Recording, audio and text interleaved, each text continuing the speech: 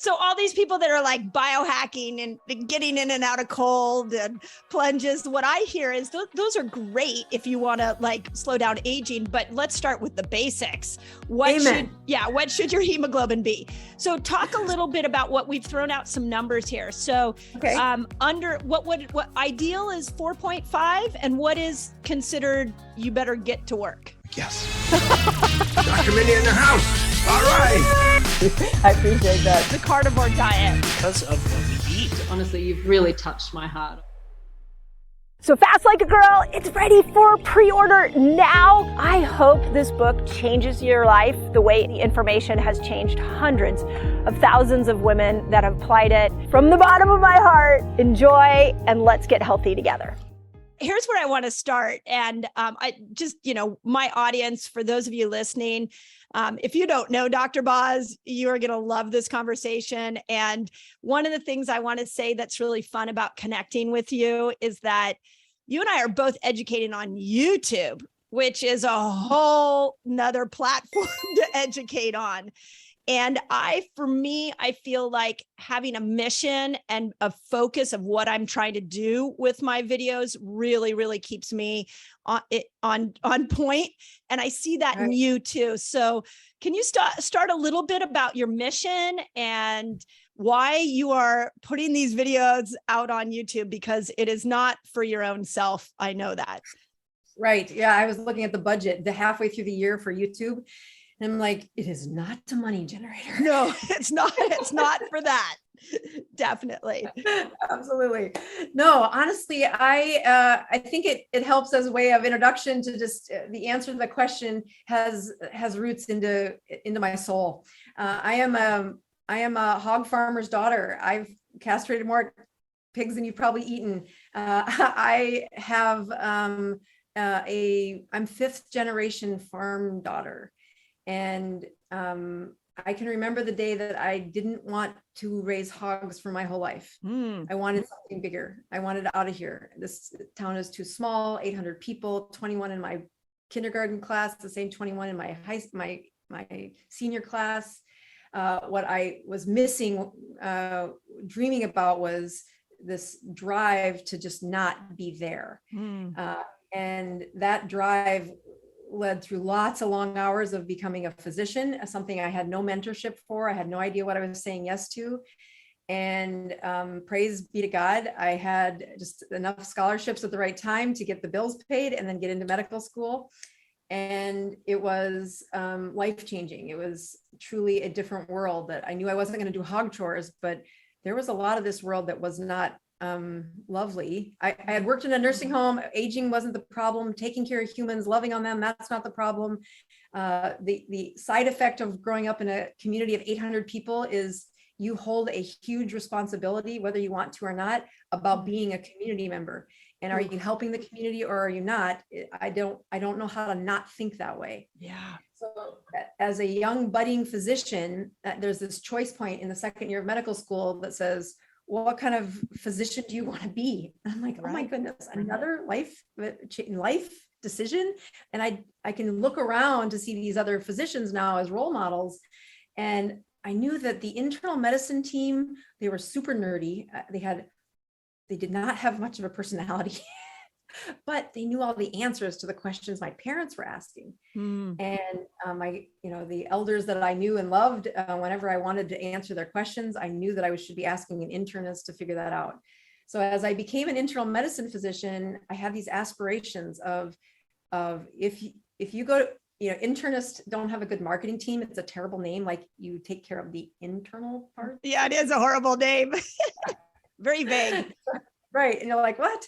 But what it really boils down to is that we are the problem solvers. We're supposed to have the most complex problems that we think about at the deepest level of science, plus medicine, plus mind, body, spirit, and translate that into, if you go to an internist and they can't figure out what's wrong with you, you're going to die. Ooh. Yeah. Yeah. That's a huge responsibility. Mm-hmm. And so I love the complexity. I love the analytics. I was really attracted to shock trauma because you could calculate a lot of the answers and it seemed black and white. And then I had a baby on time as planned, but decided I wasn't going to spend a life there. I was going to go to outpatient world and be a physician that didn't have 120 hours a week. And I loved that decision, but I brought to the clinical world of outpatient a very analytical approach of how do you reverse problems? How do you actually get outcomes that improve the patient? I quickly learned that if you don't take care of their brain first, you're never going to get their diabetes to be better. And I became what most internists are, is the management of chronic problems. And there is a very strategic way that if you want to have long-term best outcomes, brains must be healed. Mental and physical brain must be healed first. That spiritual role is not an absent part of medicine. It is truly part of healing.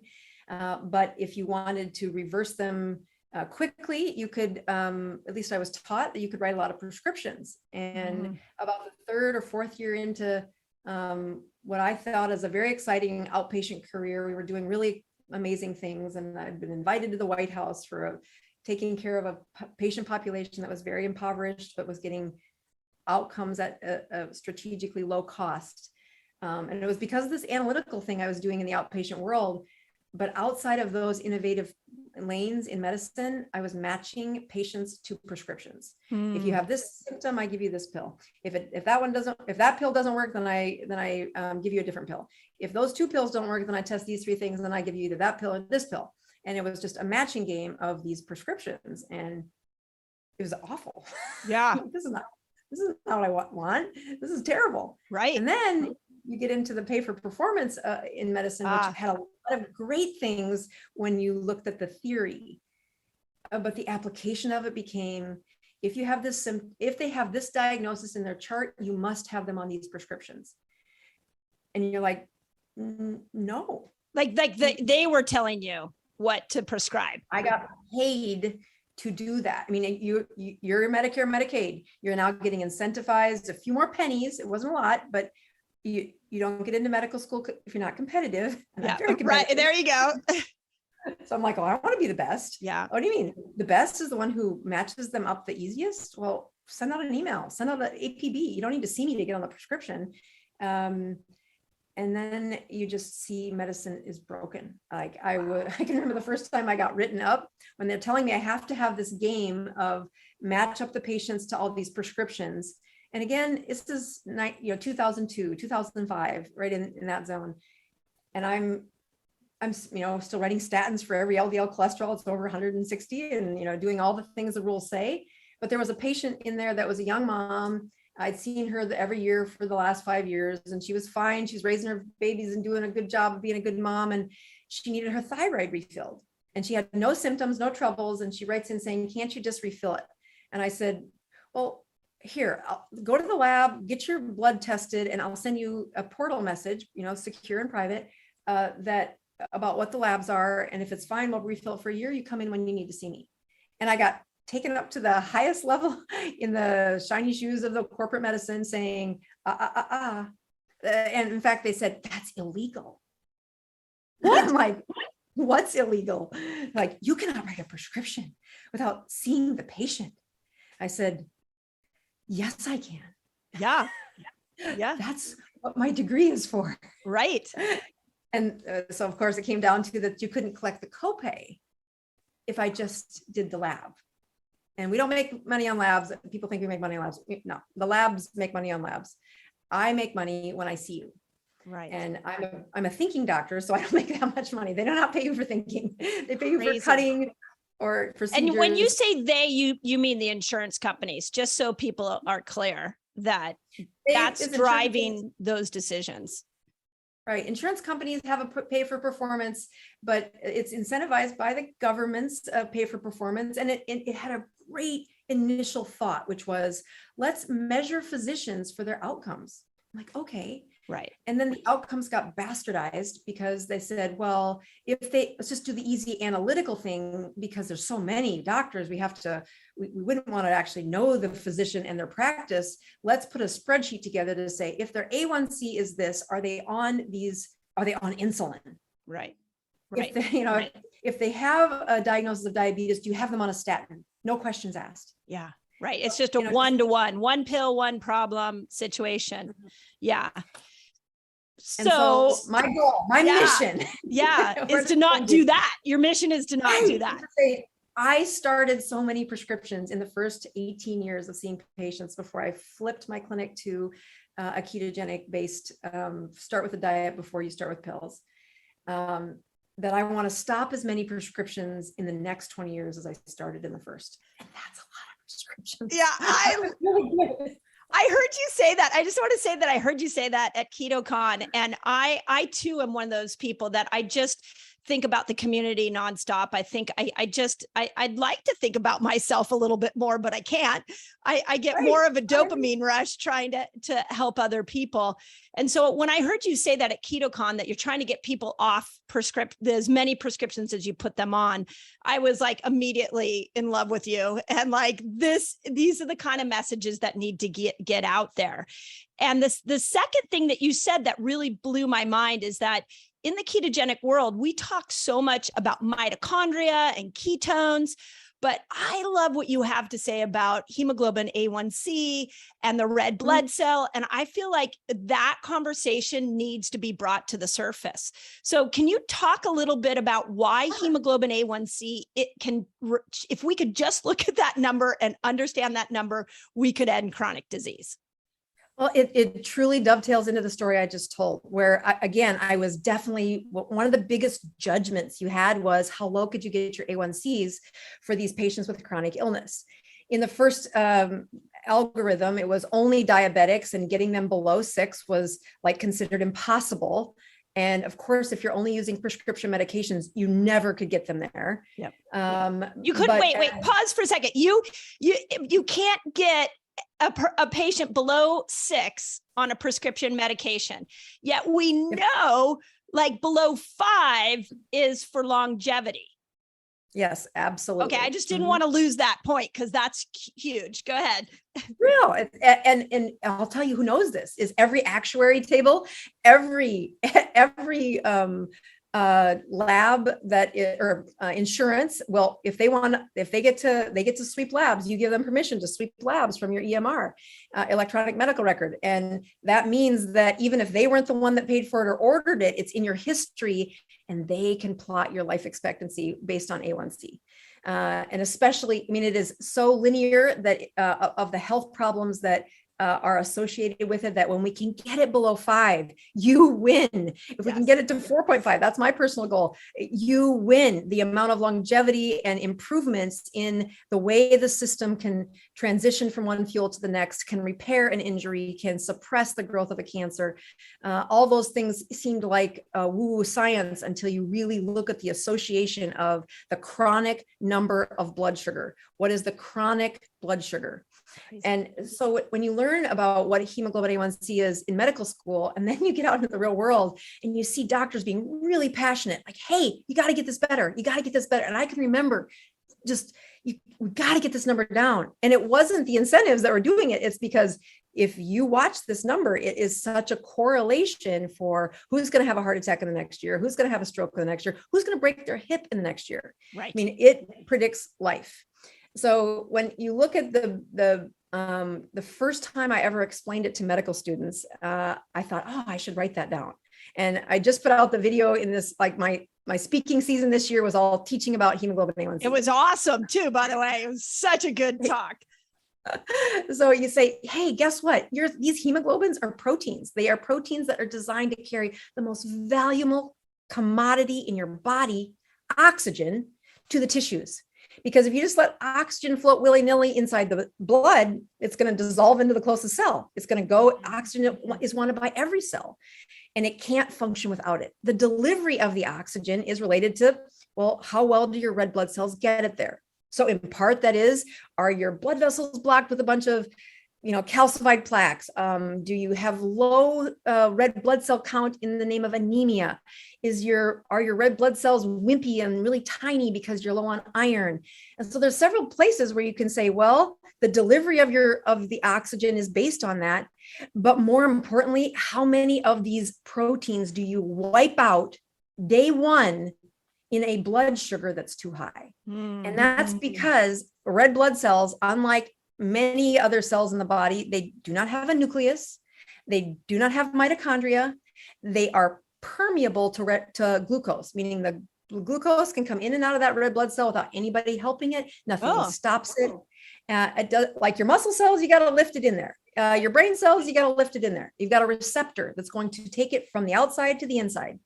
But red blood cells are not like that. They're permeable. They are openly permeable to glucose. So as the glucose, the concentration in your blood is the same concentration that's inside that red blood cell. And if that glucose gets too close to a hemoglobin, splat, it lands on the hemoglobin, and like gum to the bottom of your shoe, it is stuck for the life of that hemoglobin. Oh, wow. So, yes. So that red blood cell is going to last 100 days, 120 days in most of us. And until you recycle it through the spleen and you tear down all the parts and then rebuild it in the bone marrow, it's that glucose is in the parking spot that's supposed to carry oxygen. And now you can't, you wipe that out for the full 120 days. And so when I just want to point out so that people understand, if you can't get oxygen into your red blood cell, tell us what like fatigue, pain, like all these things that people are dealing with. So explain that piece. So as the oxygen goes inside that red blood cell, the red blood cell goes to every part of your body. So the first one that I think of is in a diabetic. You will know that when they get a sore on the bottom of their foot, and everybody says, "What's your A1c? What's your A1c? What's your A1c?" And it's because every doctor knows that if we want to fix that sore on the bottom of their foot, we need the white blood cells to get oxygen. Well, how are we going to do that? We need to know that the red blood cells getting to that infection are giving them oxygen. We need to know that the tissue that is necrotic, that is rotting for all other purposes, is going to get oxygen so that it can repair. So that the skin cells that are supposed to weave through and reset that wound, it needs oxygen. That it's tingly and the nerves hurt is because that nerve needs oxygen and it is delivered by that red blood cell. So when the red blood cell is full of sugar and its carrying seats for oxygen are all filled with gum, they're gummed up, your delivery is lower. You cannot the amount of energy it just takes to run your brain, your heart, your immune system, the exchange of how do I, take care of that little nick in the lining of a nerve that's on your left arm because you were living. Something goes wrong every day in these cells, and the way you repair it has to do with how well the oxygen is delivered to those mitochondria, and that is based on your average blood sugar. Step one. Crazy. So now my brain's going to all different kinds of places. So do you know the cellular danger response? Have you heard about that? So the cellular danger response is when physical, emotional, chemical stress comes into the cell, that it gets stuck in a fight or flight type situation. And so the mitochondria stop making ATP. They actually make a signaling molecule that sends out information to all the other cells and says, hey, we have a crisis here. And so you need to shut down energy production. And in that moment, it all of your amino acids, all your minerals, all your vitamin reserves get depleted. So I'm curious if that's exactly part of what's happening here. You gum up that red blood cell, and now the body, if you're not getting oxygen into other body parts, you're going to have to start pulling not only your reserves, your vitamin, your mineral reserves, but you're also going to have to work a lot harder because your cells may be in this danger response. Do you feel like that would be accurate? Yeah. When you look at that gumming up of the proteins that are inside a red blood cell, it's called glycation, or glucose that gets laid on stuff it doesn't belong. And although we can specifically measure the protein hemoglobin because it has this, 3-month lifespan, so we can check it frequently, every month until we get it to where we want it to be if we wanted to, knowing that we are measuring what is the last 90 days, what is the last 90 days. And if people are truly improving, even though, traditionally doctors would have you measure it every 3 months, but I find that it's too long between checks that patients lose focus of what they're doing. And checking it monthly allows you to say, hey, whatever you're doing, it's going the wrong direction. We need the average glucose to be less month after month, because it is also a predictor of how much glycation happened to, oh, that tennis elbow that really keeps hurting and you can't seem to get it better, that white blood cell setting that they can't seem to release the cytokines and pull in the other troops to help you fight off that infection, or it gets glycated in the on position and now you're just spewing out cytokines, and that's called a cytokine storm in ways. And although glycation is a minor point of why some of those things happen, it is a chronic and stable delivery of excess sugar around the body, glycating the parts that you don't want glycated. Yeah. And when you look at a mitochondria that's not working right, and you get into that cellular turnover, that mitophagy, or the shutdown of a mitochondria and the rebirth of a new one, is when a mitochondria says, hey, I'm tapping out, I can't go. Glycation will do that to a mitochondria.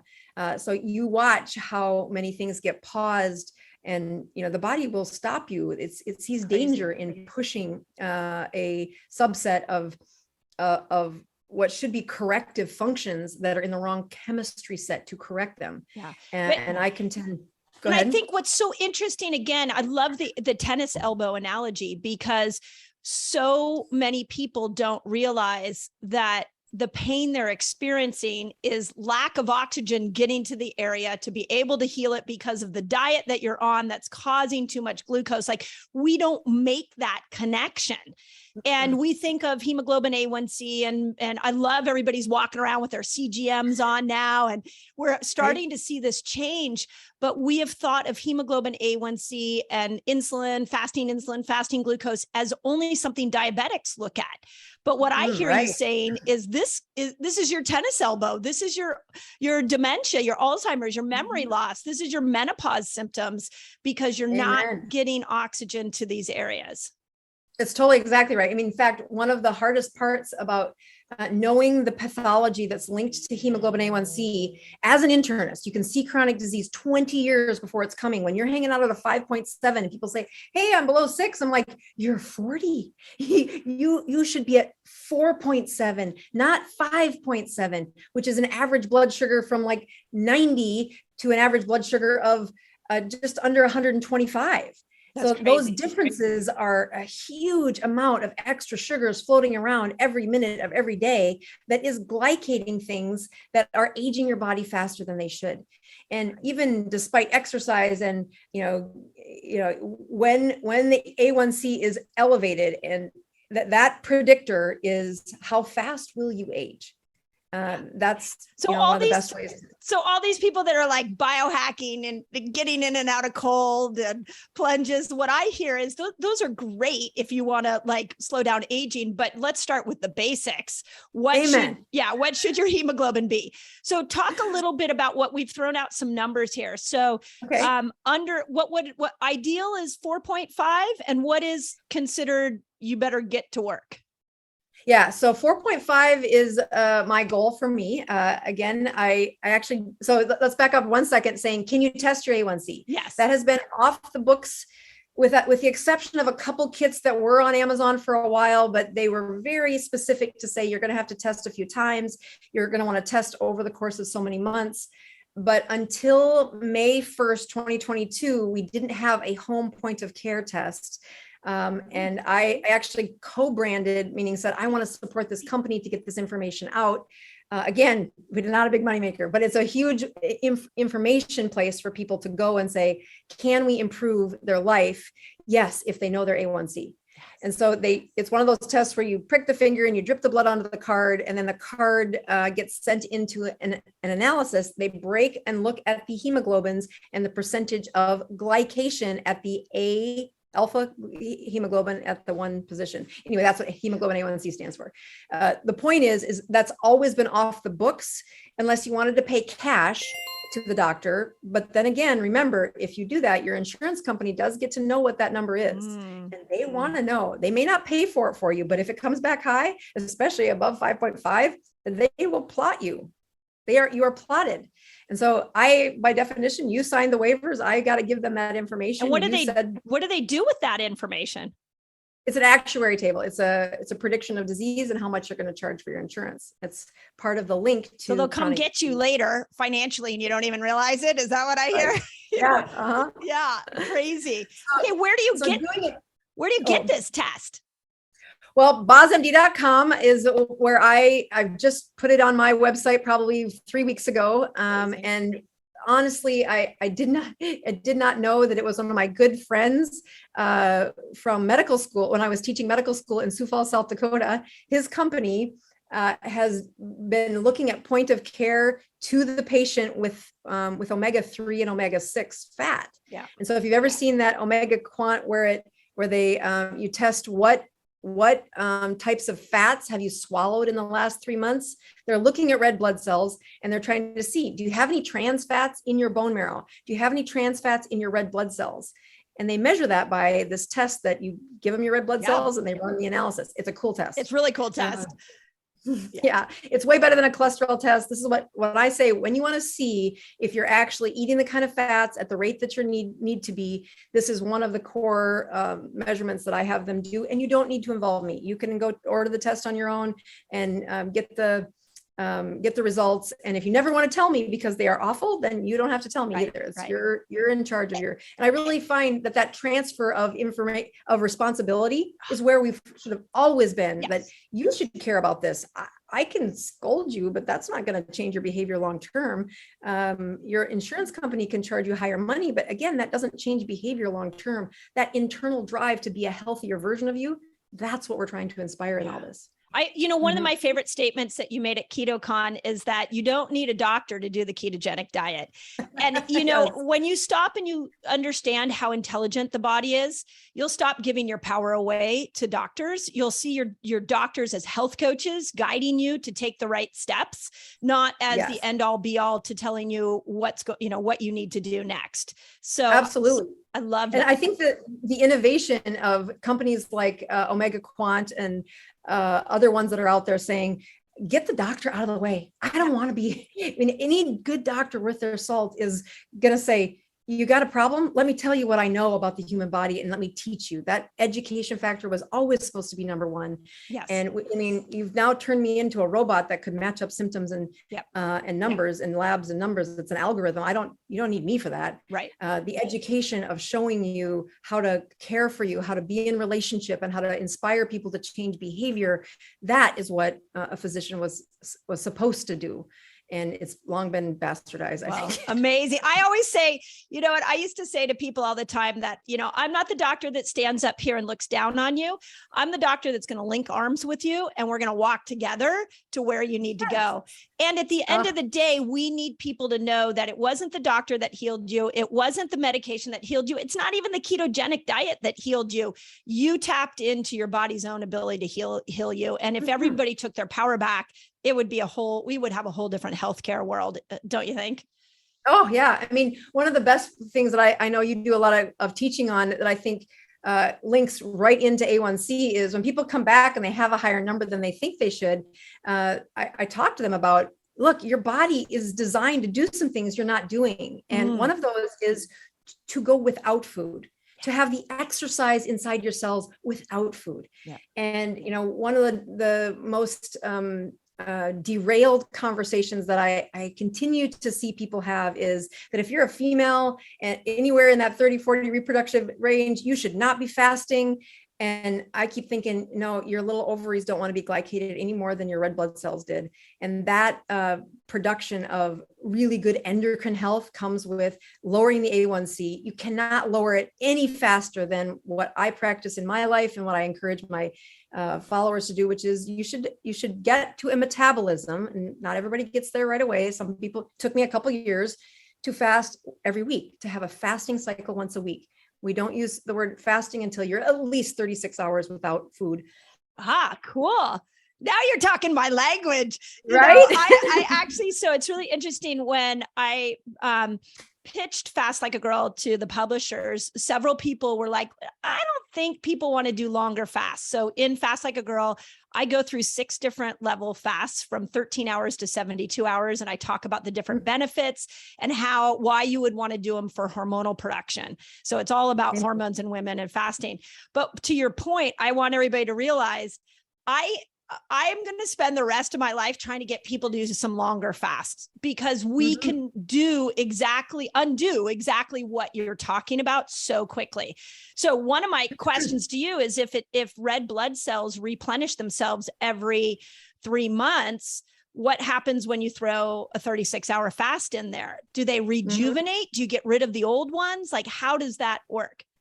Yeah. So the life of the red blood cell doesn't change based on the fasting, but what you really can see happen is you lower the average blood sugars.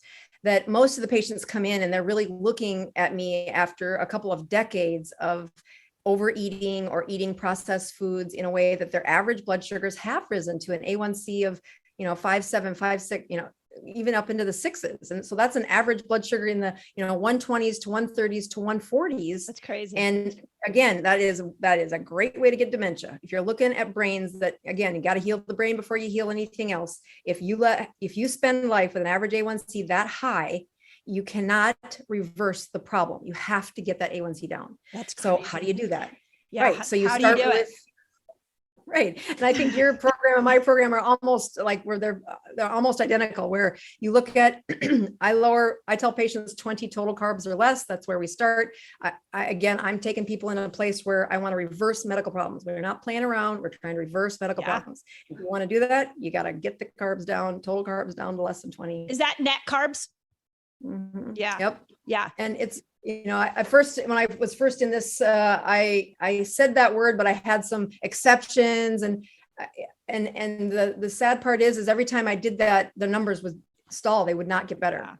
And so if you're really looking at reversing illnesses, that's the goal here, then I need you to limit this. We have to undo what you've been doing for the last couple decades, probably. Right. So as you look at that, then we take them to that first wave of keto. Everybody feels so much better. And I call it ride the chemistry wave. You can eat 3 times a day. Limitless. As long as those carbs, yeah. I call it limitless. Fine. It's like, you can like, did you ever see that movie with Bradley Cooper, where he takes a pill and all of a sudden you can speak 5 languages?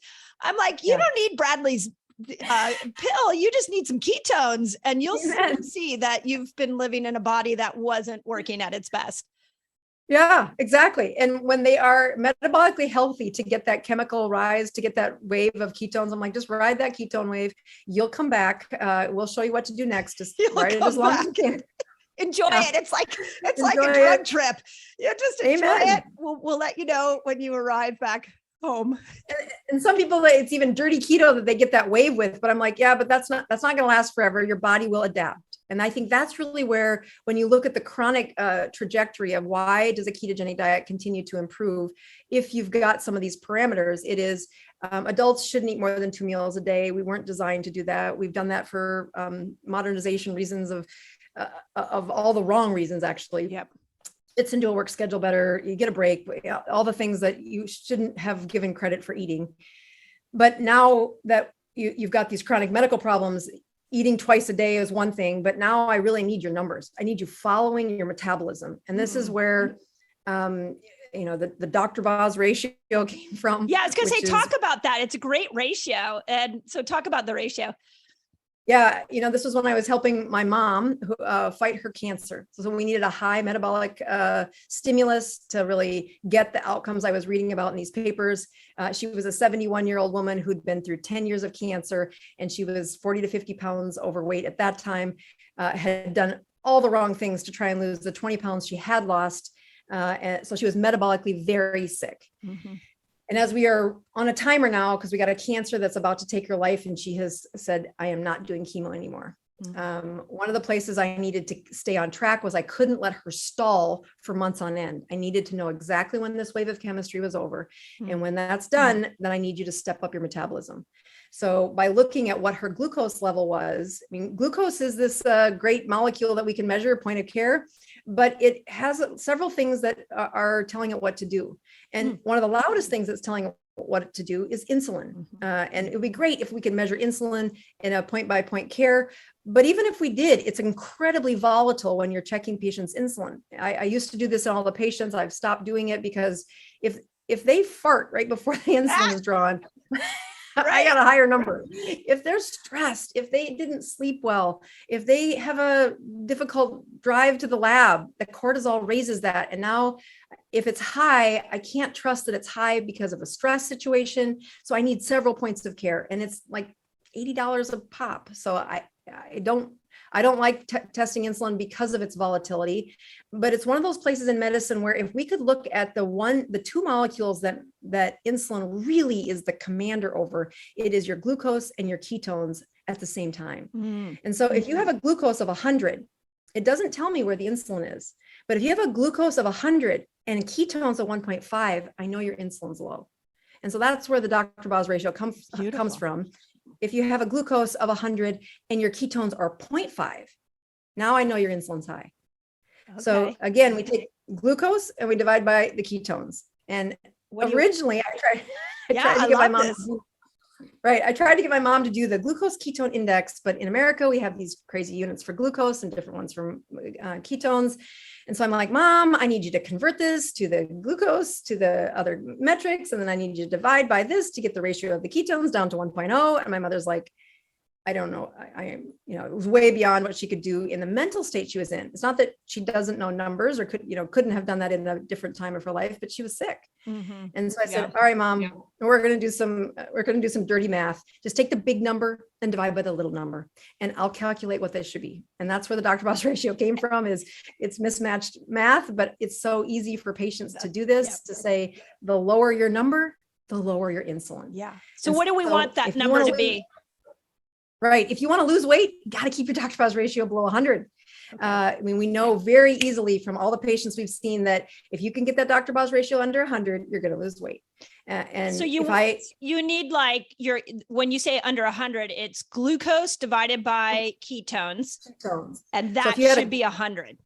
Okay. Mm-hmm. So if you had a glucose of 100 and a ketone of 1, then you would have a Dr. Boz ratio of 100. Perfect. And that would be a weight loss one. If you had a glucose of 100 and a ketone of 1.2, now you have a Dr. Boz ratio of 80. Even and better. When I want, and I want to help them if I'm trying to reverse diabetes, I'm pushing them to get that to an 80. But when I'm looking to really improve their metabolic health in the setting of an autoimmune disorder, which is again, a very primitive part of our, very deeply protected part of our brain or our body, I need that Dr. Boz ratio to get to 40, which is really a GKI of 1 to 2. So when you're using the scientific papers out there, it's a glucose of 100, and now you've got a ketone of what would be 1.8. Okay. I love 1.6 or 8. Anyway. Yeah. And that will push that Dr. Boz ratio down to 40. But if I'm working with a patient who's got a seizure disorder or is in a cancer protocol, I need their Dr. Boz ratio to be 20. Wow. So that means their sugars are usually running in that 60s and 70s, maybe 80s. And now I got a ketone of 2 to 3 to keep that Dr. Boz ratio of 20 or less. What does it look like to eat to get, you're going to have to fast? I really feel like this is what I love about fasting is it's the fastest path to get those ketones. And then what are you eating? Are you eating meat and fat? Yeah. So essentially, the first few lectures I went to this, they had patients that were actually following the protocol. This is going to gross out your people, but it's totally telling you that you're going into a land that either you're going to be really disciplined or you're going to use some of the hacks. Okay. The discipline is these were seizure patients or they were glioblastoma. So they had a brain cancer. The glioblastoma had either been radiated or removed. And if they didn't keep their ketones at that Dr. Boz ratio of 20 or less, or a GKI of 1 to 1, they had a seizure. So they had incredible compliance. So they were eating things like mealworms because they're super high fat. Insects, and insects are packed with protein. My friend Bill Schindler, who was at KetoCon, if you've heard him, he's a huge fan of bringing insects back. Oh yeah. I think it's still one of my favorite. If you're going to use a flour, use cricket flour. Be careful of the shellfish, but outside of that, when you're looking at hacks, so they would do things like extreme levels of fat. But if you're really looking at a diet that doesn't include insects, we have them weigh their food. We usually want them having 500 grams of food. That's not a lot of food. And it's just fatty meat is what makes the list to keep their fat high enough and the protein replaced enough. Crazy. Bone marrow. Yeah. Bone marrow's on the menu. A lot of liver pâtés, mixing it with the fats from the animal, the liver plus the fat, really good. And it's flavorful. They like that. The other places that get a lot of return for bite is organ meat, but also small fish. So sardines make the list because they're, they're in a can and I don't like to cook. So I'm a big proponent of sardines. So you open up some pâté, some liver pâté, and then, your dessert is sardines. Yes. And you get to live. Your reward is you get to live. I do that. Yeah, honestly, it truly is a level of metabolism. When I have people chirping, oh, I can't give this up. I can't give this up. It only takes that perspective of saying, would you like to see the other patients that I'm taking care of, where they are, 500 grams or less of food per day. They're on this for the next 4 months, and one day off sends their numbers. And I'm a big proponent that you live in the 21st century with lots of options for medicine. Our medicines work a ton better if you can remove the inflammation from the body. And that's really the ketogenic diet should be called anti-inflammatory diet, but that word's been right. It's almost like optimal health. Like when we say optimal health, people are like, I want that, but we don't really know what it is. So when we say anti-inflammatory, again, I feel like it's just too vague. How long do you need to stay? So let's say I have an autoimmune condition. It's managed well. I'm not really like something like Hashimoto's. I'm not like going to die from it right away, but I do want to work with this Dr. Boz ratio. So I want to try to see if I can get it to 40. How long do I need to stay at 40? Or is it like, do you dip in every time you're in 40, you're accelerating healing? Yeah. So the truth is that every time you dip to a certain number, you do ignite autophagy. Again, autophagy is not something you can take a picture of. It's got really great science around it. There's not a lab test that shows you're in autophagy. There is a chemistry set that is very highly correlated to autophagy. And that is a lower blood sugar with a low inflammation and a higher amount of ketones. So again, a Dr. Boz ratio of 20, we know a really good statistical chance that you're in autophagy. 40, you get a pretty good chance, like 30 to 40% of the people we think are in autophagy. 70% of the people are in autophagy. When you get to 80, we think it's about half the people are in autophagy. So it's not that you can't get in autophagy at 80, it's that we have a much higher guarantee the lower the number gets. And the outcomes really seem to be matching with that. Yeah. So when people say, how long do I have to do this? And I'm like, well, how long did it take you to make it? Right. Now that's a tough place for them to go because often their autoimmune thing went on for years before it was diagnosed, or it smoldered you didn't have a celiac antibody, you just had all the symptoms and you knew if you took the wheat away, you felt better. But you didn't start making the antibodies until this body turned on this gene, and now you make the antibodies. So now my blood test is positive. Now I can put the diagnosis in your medical chart. But it doesn't mean that the disorder wasn't brewing for years before that. Yeah. So to turn it off, we need to recycle things. We need to have a zone of none for a while. So the parts that I'm really careful to advise, because people go a little wacky when they start hearing, I need to calculate, and they get obsessed. Yep. Yeah. And I'm like, you need to be the tortoise, not the hare. We're trying to find a rhythm of your life that you can stick to, unless we're fighting cancer. Okay. And if we're in that zone where cancer fighting is, it just changes the game. So outside of that, I want you to find a zone that you can live in. And I think that's where, when I look at the workbook that I use for my patients, I wrote a book called Keto Continuum. This is what the second book I wrote. The first one was the story of my most stubborn patient, my mother, Any Way You Can, and a great love story between a daughter and a mother. Yeah. It truly has blessed me in helping more people. I mean, that story has helped so many people. Yeah. But Keto Continuum is what I left on the cutting room floor when I was trying to write that, and I was trying to implement this into my clinic.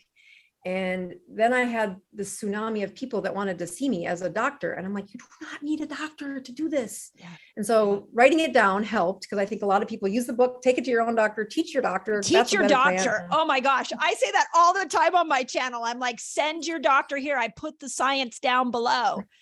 Yes, it's exactly right. Like, it isn't that much of a, biochemistry is hard for every doctor. I mean, it's one of the top and difficult classes in medical school, but this is not advanced biochemistry. This is pretty basic stuff about metabolism, and a couple of glances back into that chapter book, and they're going to be fine. Yeah. But they need a reason why. They need, and not a scolding, shaming kind of, you should know this, you're a terrible doctor. Doctors don't like to hear that either. We have a lot of stuff to keep up with. Agreed. And this place of saying, hey doc, look, I'm doing this. I've lost this weight. I've been following this workbook. Here's my workbook. And I tell them, just listen to the story of David, who is a patient in my practice, that he screwed up everything. He gave me every teachable moment in his case to say, let me show you how not to do it and why. Wow. And then the workbook that says the ultimate way, where there are 12 different places that you can, where I walk people along a continuum. That's where keto continuum comes from. And where do they get the book? Oh, Amazon is one place. You can go to bozmd.com. We sell it there too, but Amazon allows you to leave a review. Yes. And I don't have a publisher, so if they buy it, please leave me. Yeah, 2 words of reviews are, review. I think people don't understand the power of a good review for any author is really appreciated. Yeah. It's awesome. I had no idea it did that much for awareness. Right. And when reviews aren't there, you can't talk any third party like Amazon or anybody to putting you in a cycle. You got to have reviews. Let me ask you this question. The other thing you finished up your KetoCon talk with is something that was really like near and dear to my heart, which is, we've been in this pandemic for 2 years now without any mention of what we can do metabolically to be able to keep our immune system strong. Can you talk, as we finish up the conversation, can you talk a little bit about where this glycation played in with the cytokine storms and with COVID? Yeah, it's a huge part of this. I mean, in fact, during the process of writing the lectures for those videos, and also just really honing how do you speak and deliver this in an 8-minute YouTube video, it was so motivating to me to say, it's not an accident that when you want to predict who's going to struggle with COVID-19, A1c was a direct correlation. Yep. It was a linear correlation, that the higher it was, point by point by point, third decimal point, it still was linear. If you have a high hemoglobin A1c, the cytokines get stuck. And much to what you were talking about earlier in the show, where you get this cellular stress, shutdown of mitochondria, resources that are locked away, you get like the on switch turned on for the pheromones of white blood cells. And they're cytokines there, but it's a pheromone, if you would, saying, hey, I have an infection, I need help. And the best responses from our body is the delta. Whatever your number's at, you want it to peak really high and then come back down. And it's that difference of what is your baseline noise level for cytokines, and then the peak when something happens, so that you can recruit your friends and neighbors to help you with this infection. And when you look at cytokine storms, what is essentially happening on a basic level is you have so much noise that when an infection comes along, it kind of burps the level just a little bit, and it's not enough signal to put in the white blood cells, but it was enough signal to raise more of the cytokines to produce, and more of them to produce. So it's this low chronic raising of the cytokines, and then they live there. Crazy. And to reverse it, you need to stop eating, you need to fast, as long as you're metabolically healthy to do that. Right. And what I find is the patients who really needed to fast, they were eating 250 carbs a day before COVID. And now they hear, I should fast to do better. I'm like, your metabolism isn't correct. Yeah. And those are the, and those are the patients where the only outcomes that I've seen, sometimes you'll get a winner who will fast and their body will do what it's supposed to do, and their cytokines do come down, but they smolder for a long time. Yeah. Inducing a ketogenic state by exogenous ketones is what several of the places have done. And they have them in IV form now, and had a couple of trials where they're infusing them into an IV process. With somebody who has in a cytokine storm? Oh, that's brilliant. Oh my gosh. Right. I love that. Did you see the research? This is one thing I went to YouTube and I was like shouting this, was the research was showing that if you have two cells, one that is a sugar burner, and one that's in a state of autophagy, that if a virus comes into those cells, they can't live off your own energy, they don't have their own energy. So they have to live off of you. So if you go into a cell in a state of autophagy, it stops viral replication. Absolutely. Yes. One of the mechanisms it does is it kicks out iron from that cell. And now the iron inside the cell is depleted, which is like a kamikaze for the cell, but it's also a kamikaze for the virus. So there are built-in mechanisms that are absolutely correlated to, again, Dr. Ball's ratio, get the glucose down. I was going to say, when you are plotting who's going to do a better job, that GKI absolutely mattered. That glucose, ketones in circulation, which one is your system using?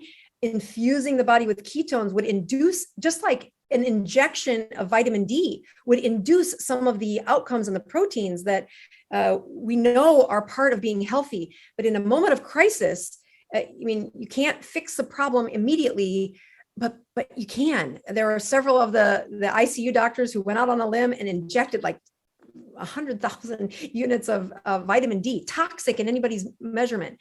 Maybe it was 50,000. I don't know. It was a lot. Yeah. And did you ever see the study? I've heard this. Go ahead. Say what you're going to say. And these patients lived. They were on ventilators. They're like last ditch effort. They're not going to live. And there is something about the transcription that happens outside of the DNA in a nucleus that is supplied with abundant vitamin D. And so again, another place where, well, where is all that vitamin D? Well, it's stuck in your fat cells. It is totally being run by insulin. So when you look at that cytokine storm and what other things are associated with it, a cytokine storm was associated with a higher A1c, a higher body mass index, a higher fat mass, a higher amount of insulin chronically, so insulin resistance, and a lower amount of vitamin D, a lower amount of ketones ever being used in the last 30 days. All of these metrics are there's no prescription that I can get you to get you there in 24 hours. You got to eat right. Yeah, you can do it for yourself. So, my gosh, I swear I want to respect your time, but I could like sit here for like 3 hours and discuss this with you. So well, I just need to say a couple of things before the show ends. And that is that there are very few people that make my life easier when I send them to listen to things. And I said, just go listen to Dr. Mindy. She does a ton of this coaching. I am not the only one saying this, but your teaching, it really dovetails into helping my patients. And any person who does that is you're going to heaven. Oh, thank you. Well, and vice versa, I'm all about collaboration. And I feel like what I love and where I geek out with you is like, we're some of the only women that are on YouTube discussing this. And we used your ratio for autophagy in my academy one time to try to help people figure out how to get into autophagy. So I'm all about collaborating with you. I just love what you're doing. And let's change the world together. Amen. Good job. Well, thanks for inviting me on. I know we get to do this again soon. So okay. I'm going to I have to ask you one more non-glucose ketone question, but probably the most important thing we can talk about before we close this down is, do you have a gratitude practice? And if so, what is it? All right. So I have a pattern of fasting each week. And I struggled with fasting a long time. Just again, like anybody, the mind-blowing part when you first go into that. And I'd been going to Bible study and doing my thing that I like to do to nurture me, but I kept failing at my fasts. And I learned that if I start the fast by documenting and really having the person that I focus on. So it's usually somebody that I'm caring for in my practice. Maybe it's somebody in my family. But I have learned every week, I fast every week. Now, sometimes I fail, but for the last 4 years, I think I've missed like maybe a dozen weeks for not fasting. And the goal is 48 hours and 72 hours, at least once a month.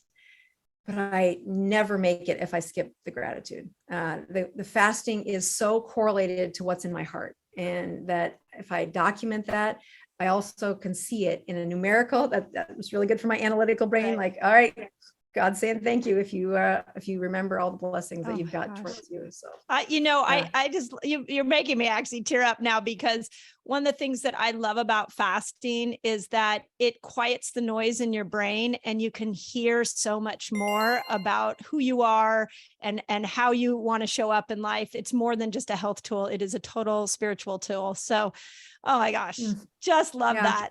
So thank you this is going to be, I think our audiences hopefully will love that we geeked out together. And you guys, we're going to put this out, and then Dr. Boz and I are going to go live on YouTube together and have more fun. So thank you for not only who you are, but for what you're doing to change the world. This is just, it's incredible. We need more doctors like you. So grateful. Amen. Right back at you. Yeah. God bless you for everything. And thanks for having me on your show. I really have been looking forward to this one. Yeah. Thank you.